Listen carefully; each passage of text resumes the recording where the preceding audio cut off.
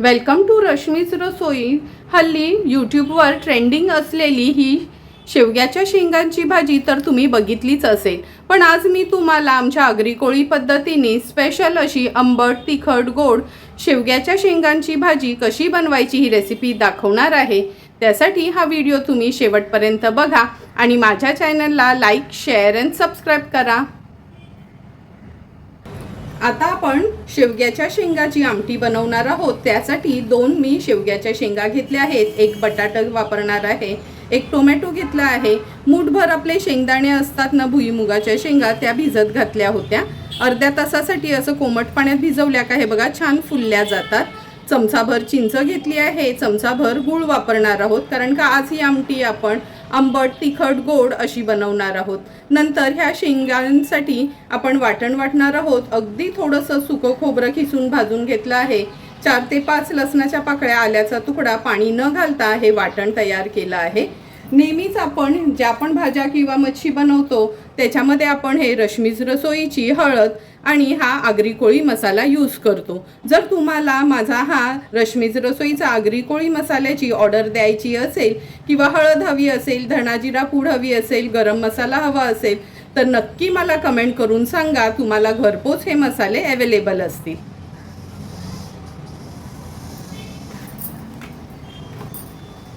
तर चला मग आता शेवग्याच्या शेंगा, बटाटा, टोमॅटो व्यवस्थित मी कापून घेते, नंतर भाजी बनवायला सुरुवात करते। हे बघा शेवग्याची शेंग, बटाटा, टोमॅटो वगैरे आपण व्यवस्थित असे पीसेस करून घेतले आहेत। तर चला मग लगेचच याची आमटी बनवायला सुरुवात करूया। शेवग्याची शेंगाची आमटी बनवण्यासाठी गॅसवर आपण हा कुकर ठेवला आहे। अगदी 2 पोहे खायचे चमचे असतात ना तेवढंच तेल घेणार आहोत। तेल व्यवस्थित गरम करून घ्यायचं आहे। आता आपण याच्यामध्ये अर्धा चमचा राई घालतोय फोडणीला, अर्धा चमचा जिरं, कढीपत्त्याची पानं, थोडंसं हिंग, 2 लसणाच्या पाकळ्या आणि अगदी अर्धाच कांदा मी घेतला आहे। जेव्हा पण आपल्याला ना कमी तेलावरच्या भाज्या बनवायच्या असतील, म्हणजे डाईट करायचं असेल किंवा घरातल्यांना पण खूप तेलकट असं नको असेल पण दिसायला भाजी आपली सुंदर दिसायला हवी आहे, तेव्हा कांद्याचा वापर न अगदी कमी करायचा, म्हणजे कमी तेलावर पण भाजीला छान अशी तरी येते। कांदा आता मी शिजवून घेते।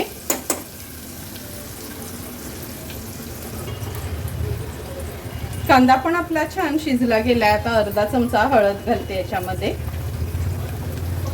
आणि 1 चमचा भरून आपला हा रश्मीच रसोईचा आगरी कोळी मसाला यूज करणार आहोत। हळद आणि मसाला असा तेलावर परतून घ्यायचा। आता आपण याच्यामध्ये अगदी 2 चमचेचे सुकं खोबऱ्याचं वाटण घेतलं आहे, ते ऍड करतोय। वाटण पण तेलावर व्यवस्थित मी परतून घेते। वाटण मसाले असे तेलावर परतून घेतले ना का छान तरी येते, आपले कालवण असो किंवा आमटी किंवा भाजी। आता ह्या शेवग्याच्या शेंगा, टोमॅटो, बटाटा, शेंगदाणे हे सर्व आपण ह्याच्यात ऍड करूया।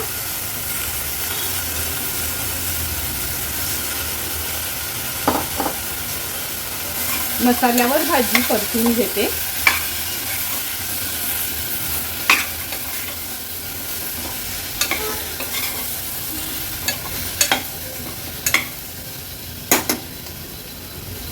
आता आपण ह्याच्यात गरजेप्रमाणे पाणी ऍड करणार आहोत। आज वरण बनवणार नाही, ह्याची पातळच आमटी बनवणार आहे, म्हणून जवळपास 1 ग्लास भरून पाणी मी ह्याच्यात घेतलं आहे।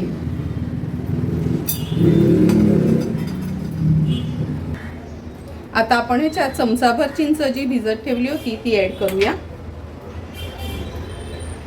चमचाभर गूळ देखील ऍड करते। चवीप्रमाणे मीठ। गॅसची फ्लेम हाय करून घेते, भाजी व्यवस्थित मिक्स करायची आहे।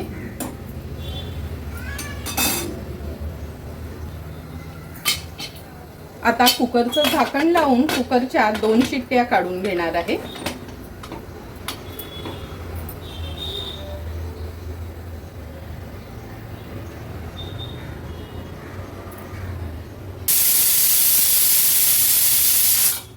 2 शिट्ट्या आपण काढून घेतल्या आहेत. आता गॅसची फ्लेम स्विच ऑफ करते आणि कुकर गार झाला का आपण झाकण उघडून बघूया. हे बघा, कुकरची शिट्टी गार झाली आहे. कुकरचं झाकण उघडून बघूया.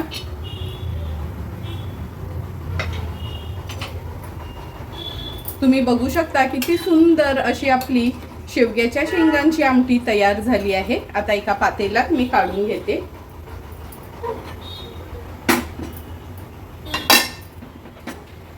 अगदी कमी तेलावर करून पण अगदी सुंदर अशी ही शेवग्याची शेंग, टोमॅटो, बटाट्याची आमटी तयार झाली आहे.